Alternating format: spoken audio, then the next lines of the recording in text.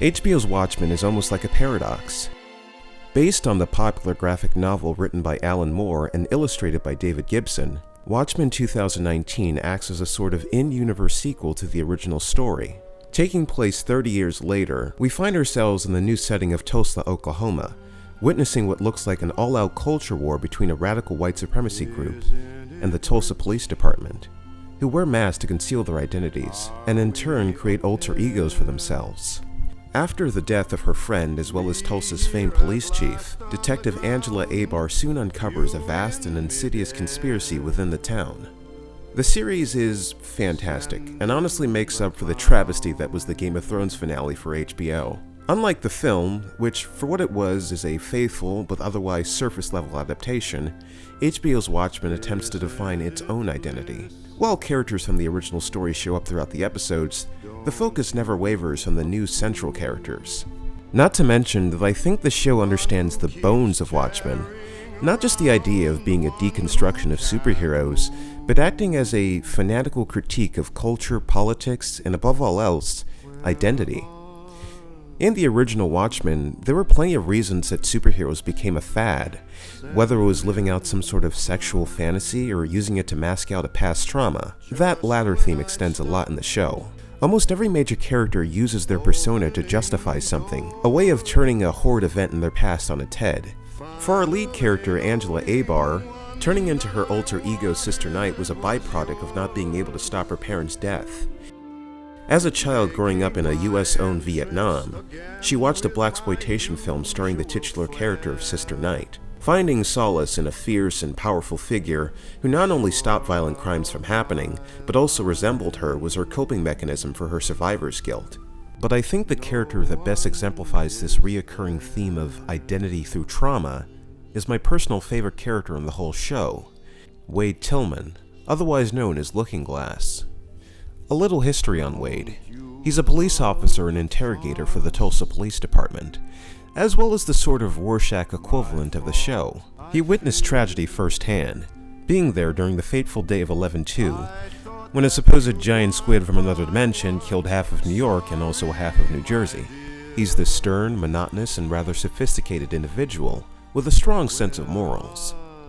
Much like Rorschach, he has a rather paranoid perspective on the world due to past trauma. But unlike Rorschach, he doesn't view the world in a black and white morality, but instead views it for how it is. In the first few episodes, Wade is introduced as a sort of master interrogator. No. Do you believe that trans-dimensional attacks are hoaxes staged by the U.S. government? I don't know, maybe. Are you a member of, or do you associate with members of the white supremacist organization known as the 7th Cavalry? His paranoia keeps him so distrustworthy of others that he's able to tell a lie by mere facial tics and changes in tone. And while this makes him an excellent interrogator, it also makes him come off as rather antisocial, as he's too afraid to let himself be open to anyone. In keeping with the Rorschach comparison, he's one of the few characters on the show to be constantly wearing his costume off duty, even referring to his mask as his face, much like Rorschach once did. He's also seen eating from a can of beans in a similar manner as Rorschach. Unlike Rorschach, however, he seems to have no issue working with law enforcement, and doesn't regard every woman he meets as a whore, but we learn through dialogue that he has a tendency to date women who only hurt him in the end, or he ends up losing them to the fact that he's constantly paranoid that they might hurt him. This led to a divorce from his wife and left Wade in a rather lonely place in the world. You have your pick of good women, so why do you keep getting mixed up with the ones that are just gonna kick you in the balls? I picked you. You're a good woman. And for 7 years, I tried to convince you that I wasn't gonna run off with your clothes and leave you naked all by yourself. The catalyst for his personality was the day of 11/2, which is where episode 5 of Watchmen begins. Here we find out that Wade was once a Jehovah's Witness, and hours before an impending nuclear holocaust, he and the rest of his band of missionaries went to spread the word of God in Hoboken, New Jersey, to people his pastor referred to as sinners. There's a little moment where Wade and the missionaries pray before going to spread the good word. Throughout their prayer, Wade is the only one who struggles to keep his eyes closed. He's quite devout, no doubt, but he can't seem to commit to a blind faith in a divine figure, especially when the world is on the brink of nuclear annihilation. And despite his faith, he seems to be the only character who can see the absurdity in all this. None of the other characters in the background seem to be aware that the end of the world is literally near. Much like how Wade in the future is the only one who sees the absurdity in the fact that there are alternate dimensions with squid out there. That the world can simply go back to being normal after a life-changing event. As Wade walks through the amusement park, we get a sense from his reaction to New Jersey that he's never really been to the city before, being a small-town country boy. It's clear that he also has sexual hang-ups, most likely from his religious upbringing teaching him abstinence-only education. He eyes several women, including a couple making out as he treks through the amusement park, sort of wishing that he could be a part of it all. For a moment, we see him pass by a man holding a magazine with an advertisement for the Vite Method. In the comic, the Vite Method was a sort of self-help training routine that Adrian Veidt published that would supposedly aid someone to get to top physical peak, something Wade would probably want to impress women. But whether or not it worked is up for debate. Ironic that he would grow up to be a market researcher who judges people's true thoughts toward products like the Vite Method. Eventually, Wade encounters a gang called the KTs, who are featured prominently in the comic. After the lone female member takes a supposed liking towards him, she takes Wade to the park's House of Mirrors. Mirrors play a prominent part in Wade's character, his alter ego being a reference to Through the Looking Glass by Lewis Carroll. Then of course there's his reflectitine mask, which he constantly wears on his head, which he does in case of another psychic blast. And once they let you yahoos put masks on, you had an excuse to wrap your entire head in reflectitine. Implying what? Guaranteed protection from psychic blasts. Ergo, you sleep great. Not only does he constantly cover himself in the material, but he's even sewn it within his clothing, like his hat, quite literally wearing a tin-foiled hat. But when you think about it, the name can be a metaphor for his past trauma. Wade fears the existence of otherworldly dimensions, having a terrible experience with one himself. You could also argue that Wade, like Alice, looked through the looking glass, and instead of being captivated with what he saw, he instead feared it. There is no Cheshire Cat in Wonderland, only a giant squid that kills people. Rorschach's Journal, October 13th, 1985. Soon, it will be dark. But for all he believes, Wade refuses to see the reflection of himself, his true self. This belief that he alone knows the truth proves to be his best asset, as well as his worst weakness. Two characters in the episode manage to see cracks in Wade's philosophy. Laurie is able to read him like a book. You still scared shitless? Excuse me. I've heard that people who are in the psychic blast zone still wake up in the middle of the night screaming. I sleep great. Cool. Wade does not sleep fine at night. He sleeps with a solemn expression and a longing for someone else to join his life, to cure him of the memories of that fateful day.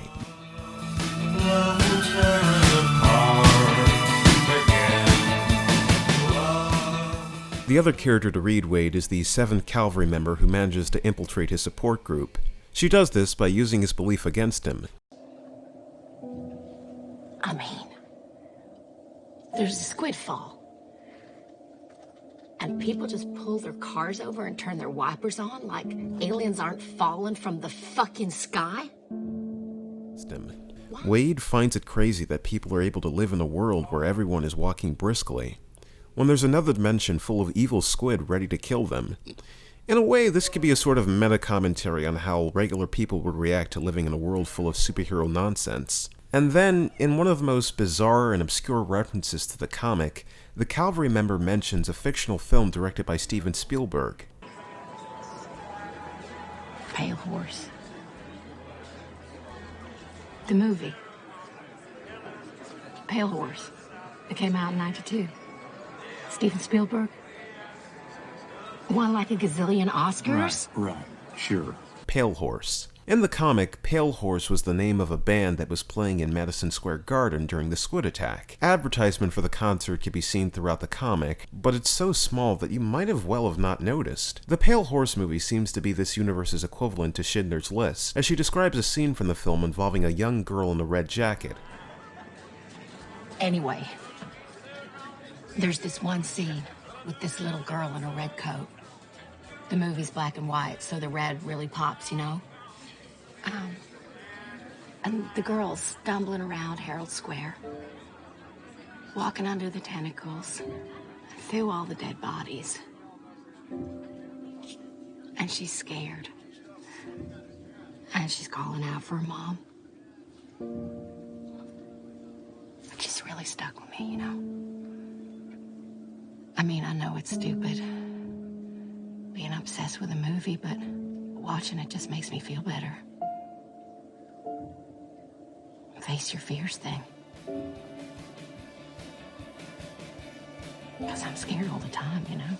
In the context of this show, Wade is probably that little girl in red, scared and alone in the scattered mess of a Holocaust. Wade may have lost his faith on 11-2, but he never truly grew out of his need to have a strict code to live by. He simply replaced devout prayer for obsessive emergency protocols and self-help groups. Underneath it all, he's still that scared, insecure little boy who nearly lost his life on that fateful day.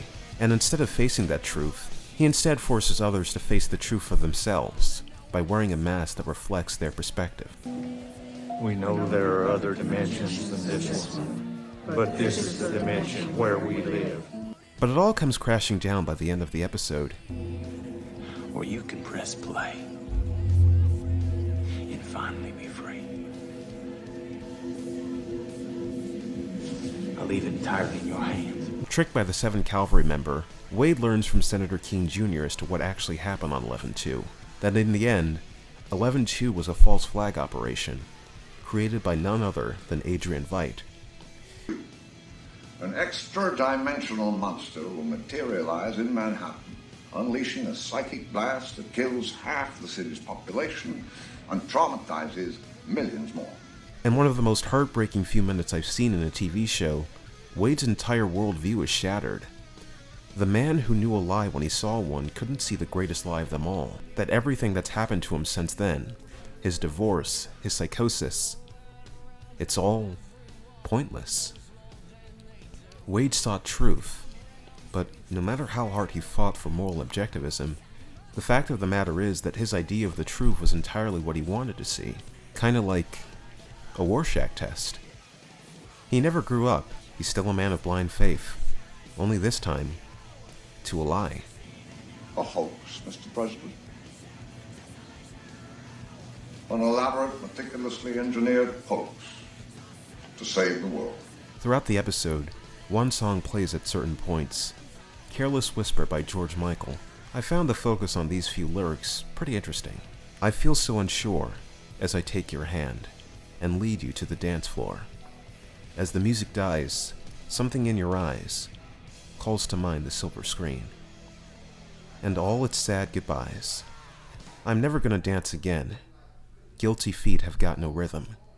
Though it's easy to pretend, I know you're not a fool. What does this mean in comparison to Wade? Beats the fuck out of me. Me here at last on the ground, you in midair, send in the clowns.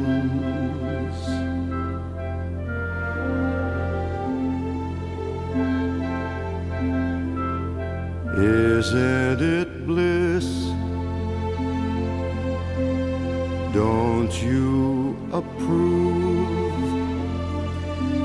One who keeps tearing around